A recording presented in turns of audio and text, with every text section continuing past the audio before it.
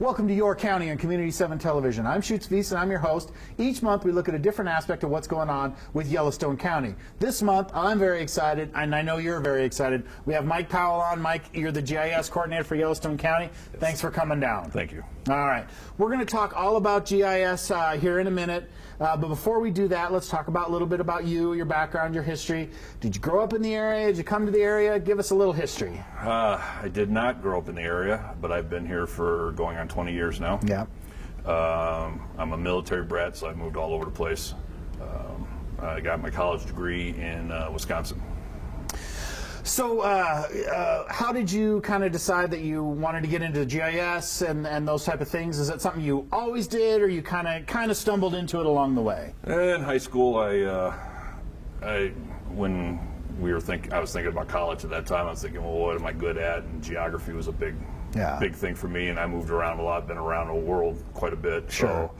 So that was what I decided to do was geography, and then when I got to college, GIS was a big part of geography, so I just kind of went right into it from there. So when you were in college, did you did you get your degree in geography, or did you actually get it in GIS? It was geography with a GIS major, or emphasis. Okay. Yeah. And then after you did that, did you come to work right away to Yellowstone County, or did you work some other places? No, I got my degree in Wisconsin, University of Wisconsin-Oshkosh. And I worked there for about 6-7 years, and then at that time, and then after that, I got the job here. Okay. And did you start out kind of in the role that you have now, or have you kind of worked your way up to that role? Definitely worked my way up. When I was working in Wisconsin, I had a internship, and then I got the job there. Did a lot of manual CAD work and stuff. And then when the Depression hit back, I can't remember what year it was, but when the Depression hit, the business was going down, so I was applying anywhere and everywhere. And I got the job here in Yellowstone County, started out as a grunt, working, doing data entry, working on parcels. And for 20 years, been building my way up to manager now. Sure. All right. Let's talk a little bit, and I want to go broad. I want to go 30,000 foot view level here. Why does Yellowstone County need a GIS system? What does it bring to Yellowstone County?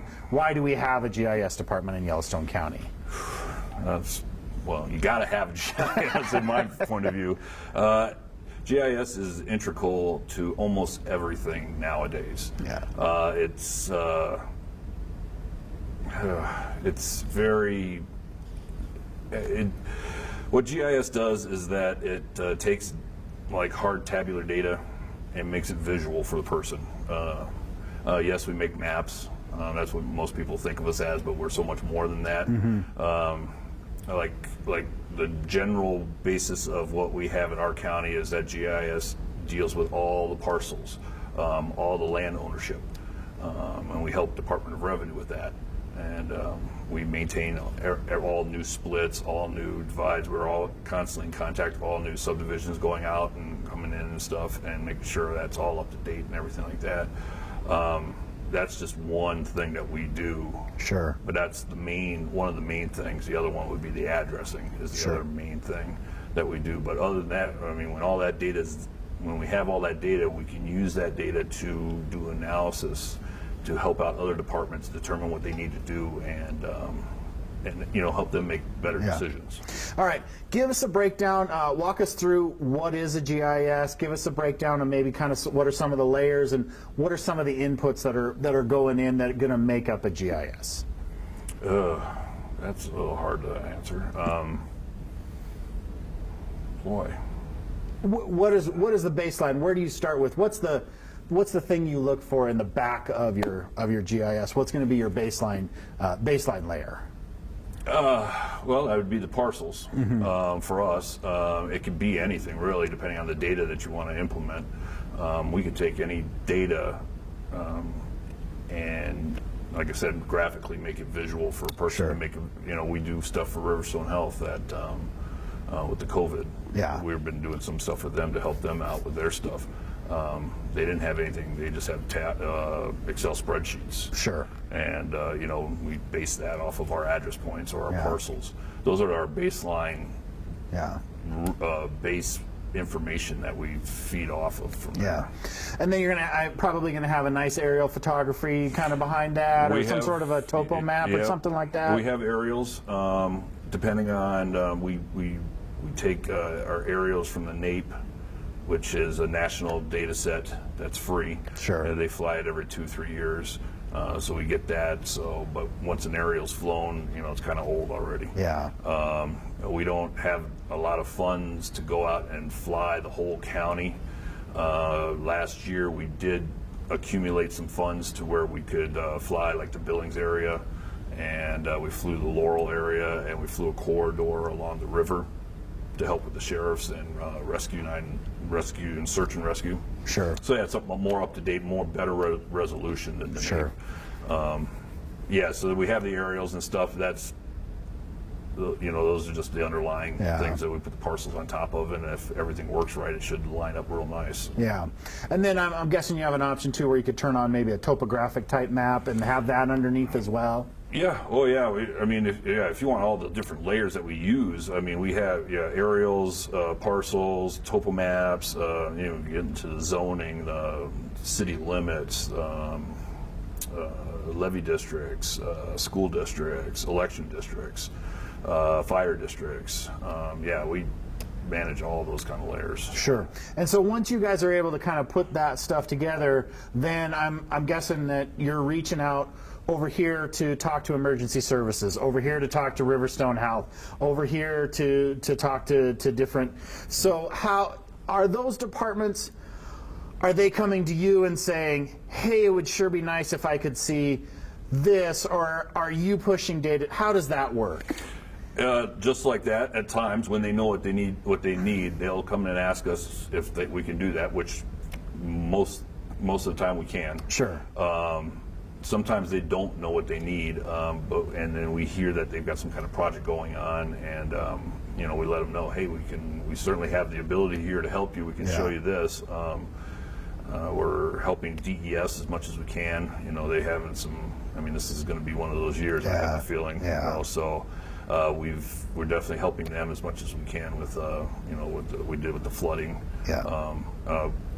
That definitely it's a two-way street. Communication-wise, it will go to them and they'll come to us for sure. Yeah. Let's talk about maybe some of those departments pretty specifically. We've touched on it a little bit with the parcel mapping and what needs to be done there. Talk to us about your relationship with the clerk and recorder's office and the information they're getting into their office and what you're doing with that, and then maybe what information they're pulling back from your office. I believe it's a one-way there. Okay. I don't think they take anything from us, but everything that gets recorded, that they get recorded, we have access to their database to where to their database, and we pull the plats and any deed splits. Merger deeds, all kinds of deeds, easements. We would pull those documents so that we can get them into parcels to make sure that our parcels are up to date. Okay, and so are folks from their office then using the county GIS to look up stuff, or they do? Okay, they should. Yeah. Yes. Okay. Although we've had people usually, the county usually feels comfortable just sending everybody to us and saying they'll help you out. Sure. So and then we usually will help them out. Right. Are you seeing anything as far as people? Sure, they've always filed their paper records, even their Mylar records. Are you seeing anywhere they're just saying, hey, here's the electronic records. If you guys want to add that to the GIS database, here's the electronic data. You guys are welcome to that. Have you guys gotten that far with clerk and recorders yet? Well, the stuff that gets recorded, it has to get recorded first before we can't jump the clerk and recorders. Yes. The customer cannot come to us and give it to us. It has to go to clerk and recorders. If they file electronically, that's fine. The clerk and recorders has everything for the most part electronic now. So I guess I'm thinking of maybe it's an engineering firm in town, pretty well known, pretty big firm, is doing a big subdivision. I'm sure they have all of that data electronically. Are they sharing that with you guys or not so much? They could, but we cannot do anything with it until it gets recorded. Sure. There's nothing we can do about it. Okay. I mean, when the plats are going through their preliminary stages, GIS is one of the offices that looks over their plats and everything to, verify that things are being done right or correctly. Yeah. But we cannot do anything with it until it gets recorded. Sure. It becomes official. It needs to be official. Because it's always subject to change. Sure. Until then. Yeah. I would think probably another one of the major roles, and we've touched on it as well, is the addressing piece of it. Is that strictly coming from your office, or is that coming from clerk and recorders, or how does that work? That is since 2004. Before 2004, I believe Public Works was taking that role on. Okay. But since then, it's been all GIS. All addressing comes out of our office. And also prior to that, before we got control of it, utility companies were addressing. Everybody was throwing an address on the plat, and it was just getting out of hand. Yeah. So we now take full control of addressing now, and roads. We maintain all the roads and stuff in the county and everything. As far as road names, and the attributes for all the roads and stuff, the address ranges and stuff for them. We have a we make sure that all road names are unique, or meet the standards that they need to meet. Yeah. But yeah, we are in charge of that now. Now, and are you doing that for just the county or for the city as well? We maintain the whole county. Okay. When it comes to assigning addresses, the city of Billings does take care of their own assignments. So if somebody calls us and says, hey, I need an address, and we find out they're in the city limits, we direct them to the city and let them take care of it. Same with the city of Laurel. They do their own addressing within the city limits, but anything outside of that. But we do maintain a good communication of what they're assigning and what we're assigning, so that all of our data is all matching up, so that because both cities use our data. Sure. And then are the utility companies coming to you guys now to get addresses?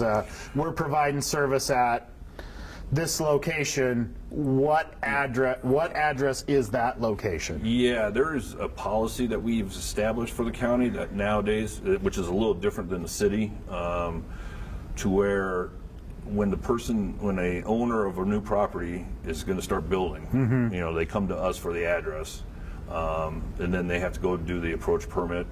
They get double checked to make sure they're not in floodplain, and then they go to then they can go to septic or environmental health to do their septic permits. Prior to me being in charge, our previous address coordinator was sending out preliminary maps of all these subdivisions to utility companies and to the contractors, and that was causing an issue with them just assuming that was the address, and they give it out and it skipped the whole process, and then people would come in for a septic, saying, hey, I need a septic permit, so I need an address, but I already got an address. And then they have to go through the approach permit, and they find out they put it in wrong. Then they got to go dig it all up because it's already built.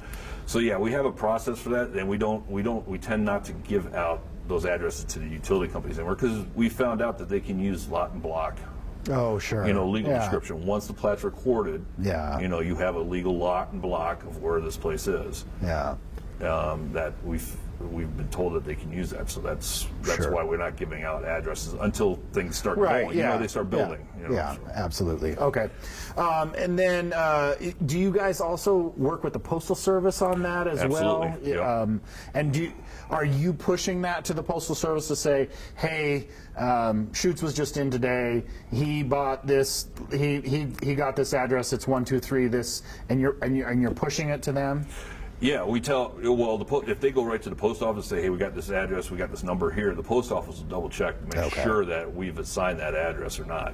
And they'll give us a call and let us and say, hey, do you have this address? Is it an active address? And we'll tell them yes or no. Right. And if it's a no, then we'll tell them, look, those people need to come in and call us because they're assigning their own address out there. They're out in the boonies out there, and they feel like they can just, which is, more than likely it's going to be okay because there's only one house on that whole street. But we still want to know what's going on in the county Yeah. as much as we can. So let's talk about the next piece of addressing and how you guys interact then with 911. Yep. And so, okay, now we've pulled that address, we've given that structure an address.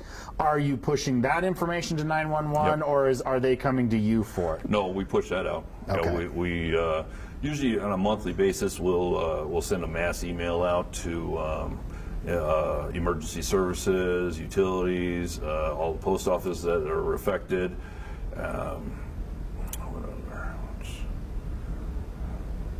DOR, the city, Yeah. as well. A mass email list of all the addresses that we've assigned for that given month. Sure. So they're constantly aware of what's being put out there. Okay. And then when you send that address to 911, are you sending a lat long with it, or how are they able to establish, okay, we assigned 123 this street to this location? Are they just getting into your GIS to find where that is, or how are they dispatching an emergency responder to that location? They have, it's a MSEG is what they call it. I'm not sure exactly what that stands for, but they would enter the addresses into that, Okay. and it's based off of road address ranges. So as long as the address fits in that range, and then they have their own software to where the number will pop up and it'll geocode to that point. Okay. So Okay. I mean, they already have the base information. Sure. I don't know if they're using. I think they're using our data. They should be. Yeah. In a roundabout way. There's a few other companies, software Okay. companies that are affected that we send our data to them, and then they manipulate it to make it work for the 911 center. Okay.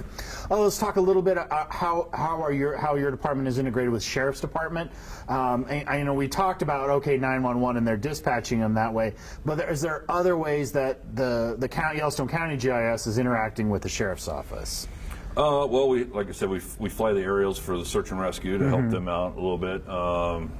We do provide apps for critical infrastructures, to possibly help them out in case of a disaster. That's more DES. Sure. The Sheriff's Office will call us at times when they're out in, wherever in the county, and they'll be like, I can't find this place, and we'll help them out with that. But they also have their own software as well. It's called AVL that we supply the information to that, and or the data to that. It helps track their cars and stuff. Sure. And so they have the data for that too. So. All right. Let's move on to DES then. Let's talk about DES and what you're doing with them. I would assume you're kind of interacting with them probably on a pretty constant basis, not only for the floods but the fires and any of that other stuff. Talked about that relationship with that department, and what information are you guys sharing back and forth? Well, it's not as great of a conversation as I'd like it to be. It's better now with our new DES director. Sure. It's a lot better now. He really sees the value in GIS. Prior to that, it was a little harder. They weren't really coming to us at all. We had to force ourselves in there. Yeah. Now it's really great. He sees the value, and we're right now developing some apps for him as well, to determine a few things. For the fires, hopefully he'll come to us when need be, and as well as like the flood that we had, the BBWA canal thing. I did provide a couple maps for him. We didn't have as much data as we would have liked to further give him information that he wanted, but we gave him some help. Sure. Anyway. So. Yeah.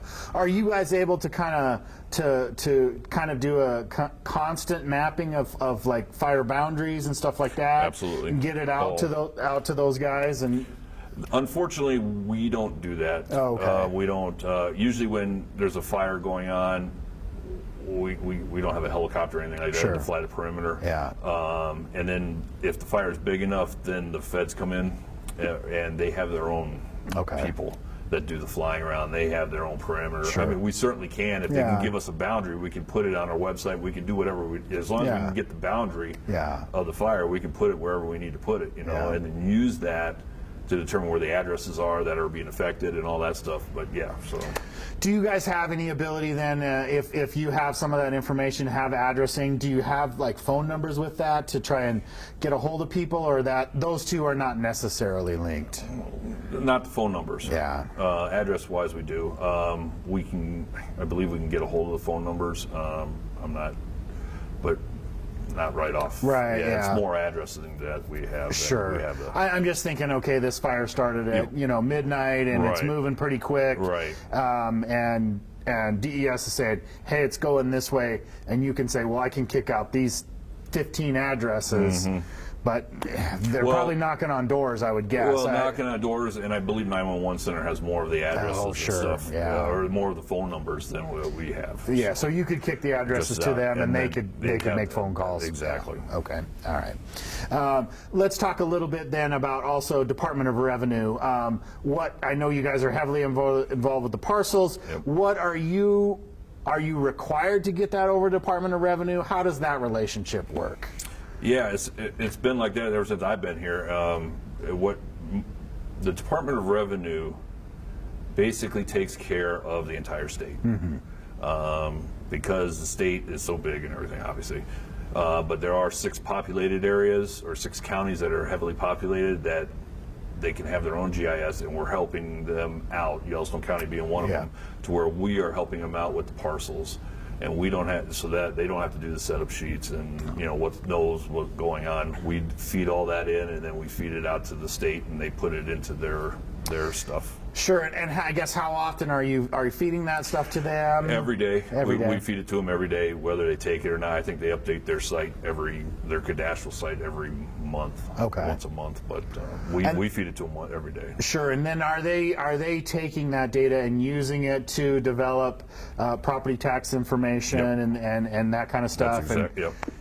Absolutely. Okay, all right, and that's how they're doing it. Yeah, I know the local DOR,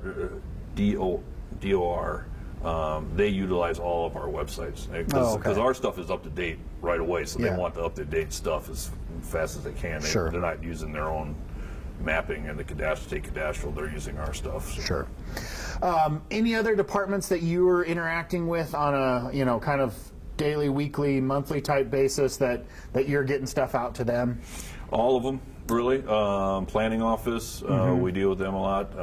We did the Project Recode just recently. We did all the mapping for that. Elections, they're going to be doing redistricting soon, so we'll be involved with that quite a bit. But yeah, all departments utilize us pretty well. Sure. All right. Let's talk a little bit about the technologies that you're using in your office. What kind of, it's probably all mostly software driven, I guess, but any other hardwares that you use? So talk about the softwares that you use and maybe some of the hardwares that you guys are using to gather data and put your information together. Software-wise, Esri products, that's our sole. There's some other softwares out there that utilize GIS, but we do not. We use a little bit of QGIS as well. Sure. But the census uses that, and we're involved with the census stuff too as well. But mainly Esri stuff. Hardware. Just the standard stuff. But we have we go out and GPS once in a while and take roads and stuff. So we have handhelds, GPS units and stuff like that. Yeah. I'll ask you the other side of this question in a minute, but what do you find to be the kind of the least rewarding part of the job, or the hardest or the most frustrating part of being working in GIS? Something you wish that, hey, my job would sure be easier if this was true. Well, more money, obviously. More people. I would love to see our department have a person specific for every department. Yeah. That would be an overall goal. That will never happen. Sure. We'll never get to that point where we'll have enough funds to hire that many people. Yeah. That I would love to have. That would be great. Other than that, right now, there's not a whole lot I'm pretty happy with where we are. There's 4 of us in our department right now, finally. And so I'm pretty happy with where we are now. We certainly use more people to do what we need to do. But, sure. All right, so let's talk about the other side of that coin then. What do you find to be the most rewarding part of what you're doing on a daily basis? The fact that I am, well, not me, the department is, attached to all these different things that are happening in the county, election, redistricting, we're going to be a part of that. The Project Recode, we were a part of that. We're always involved. Even though we're not really in the forefront of everything, I guarantee you that it's somewhere in the base part of their information. It came from us, kind of thing. So I feel very proud that our data is as accurate as it is, and as good as it is, that it can be utilized for what they need, kind of thing. So. All right. Gaze into your crystal ball a little bit. What do you see coming to the Yellowstone County GIS department next 3 to 5 years? What's out there on the horizon that you guys are going to be dealing with? Wow, that is a good question. That's more wishful thinking than what. Right now, I feel that we're in a holding pattern. We're more in a maintenance. We got all of our stuff is good. So we're kind of maintaining it. New software is always coming up, so we do have to learn about that, and hopefully that'll help. That may help us spawn out to other things. To help, tell other departments, hey, we've got this new technology here that'll help you out a lot. Let us learn it a little bit, and we'll work with you about it and go from there. And I hope that continues as we're going. It should. I mean, that's the way it usually goes. So. Sure. All right. Real quick. If somebody wants to access some of this data that you have out there, where can they go? What's the website? How does somebody go access this information? All of our information is on our website, www.co.yellowstone.mt.gov/mapping. And you just usually click on the interactive mapping part of it, and then that'll take you to where all information is out there. All parcel information, whatever you need to know about a parcel is there. It's all of our information is there. Okay, all right. Well, Mike, thank you so much for coming down and discussing this with us. I know for me it was an absolutely fascinating episode, and I know it will be for everybody else. Thank you for all that you and your department does for Yellowstone County and getting this information out there. We saw how critical it is to the functioning of the county, so thank you for all the hard work that you guys put into it. Well, thank you very much.